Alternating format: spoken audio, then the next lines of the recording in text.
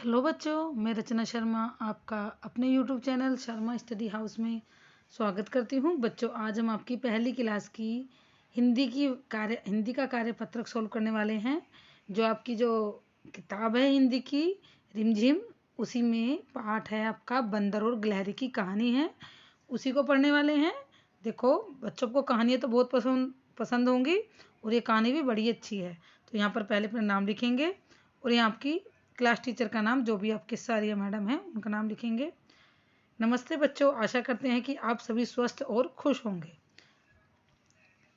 आप देखो, यहाँ देखिए विश्व नागरिक सुरक्षा दिवस 1 मार्च। आज 1 मार्च की आपकी वर्कशीट पढ़ रहे हैं, तो आज आपको पता है 1 मार्च है, तो आज सिविल डिफेंस डे मनाया जाता है।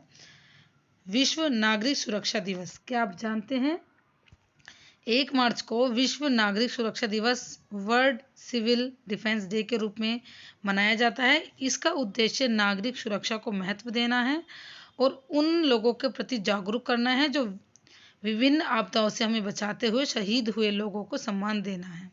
अगर कहीं बाढ़ आ गई है, कहीं भूकंप आ गया है, जो लोग हमें बचाते हैं वो सिविल डिफेंस के लोग होते हैं।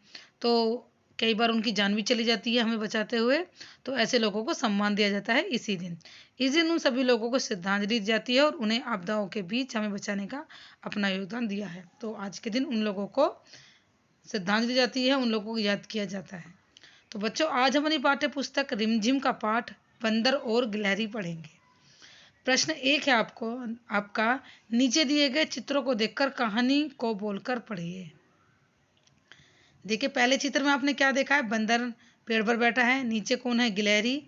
गिलहरी बंदर की पूंछ पकड़ के ऊपर जा रही है और ऊपर वो बंदर के पास है। वो कहानी पढ़ते हैं, कहानी में क्या है। एक बंदर पेड़ पर बैठा था। बंदर की पूंछ बहुत लंबी थी, इतनी लंबी थी कि जमीन तक लटक रही थी। एक गिलहरी जमीन पर उछल कूद कर रही थी।